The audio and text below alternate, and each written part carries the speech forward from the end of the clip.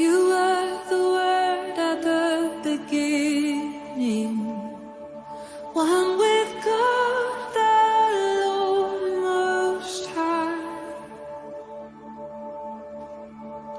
Your hidden glory in creation, now revealed in you, our Christ. What a beautiful name it is. What a beautiful name it is. You said.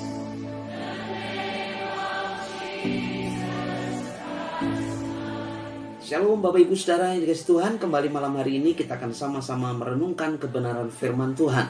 Saya mau mengajak kita sekalian membuka Alkitab kita dari kitab Mazmur pasal 72. Saya akan membacakan ayat yang pertama. Demikian bunyi firman Tuhan.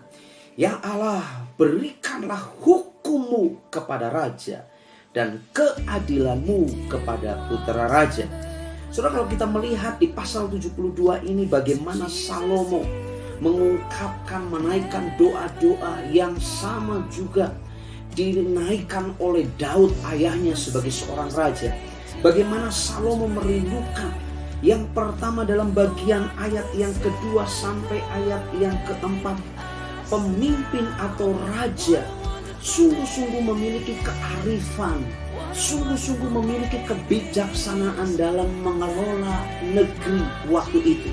Bagaimana Salomo merindukan bahwa kepemimpinan raja, kepemimpinannya sebagai seorang raja sungguh-sungguh memiliki kearifan dan rakyat mengalami dampak yang luar biasa.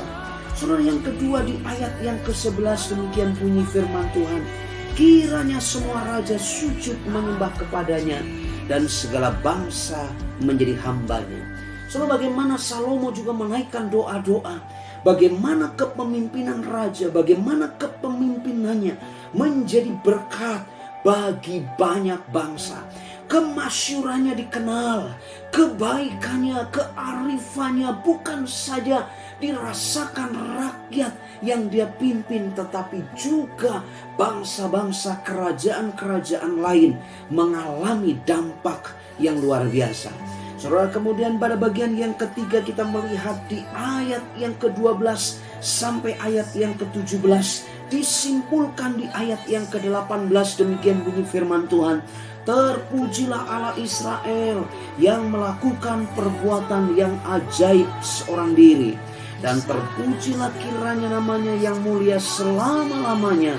Dan kiranya kemuliaannya memenuhi seluruh bumi. Amin, ya amin. Saudara, pada bagian yang ketiga Salomo menaikkan doa-doanya.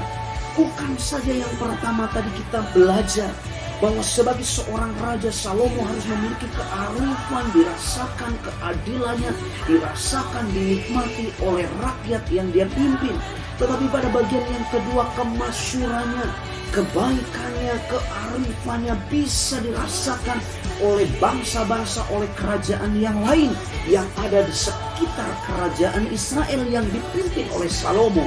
Tetapi pada bagian yang ketiga kita belajar bahwa semua yang dinikmati, semua yang terjadi dalam kepemimpinan raja, kepemimpinan Salomo, semuanya itu hanya karena kemurahan. Dan biarlah semuanya Tuhan dipuji, dipermuliakan. Saudara, kita belajar dari hal ini. Saya tidak tahu apa yang kau kelola hari-hari ini. Mungkin kau menjadi pemimpin di tengah-tengah perusahaanmu, di tengah-tengah usahamu, di tengah-tengah rumah tanggamu. Engkau menjadi seorang leader, engkau menjadi seorang pemimpin. Mari belajar. Biarlah kearifanmu, engkau memimpin rumah tanggamu, engkau memimpin usaha dan pekerjaanmu dengan sungguh-sungguh adil, arif, dan bijaksana. Kemudian apa yang kau kerjakan, apa yang kau lakukan, mengelola yang ada padamu boleh menjadi kesaksian bagi banyak orang. Dan perhatikan baik-baik, di atas semuanya itu Tuhan Yesus dipermuliakan. Saya percaya engkau akan mengalami pertolongan Tuhan yang luar biasa. Engkau akan mengalami lawatan Tuhan yang luar biasa. Sama seperti Salomo menjadi raja Israel, dia sungguh-sungguh dipakai Tuhan bukan saja dirasakan dampaknya bagi rakyat yang dia pimpin, tetapi bangsa-bangsa yang di sekitarnya pun merasakan kebijaksanaan, kearifan, kemasyuran yang ada dalam kehidupannya.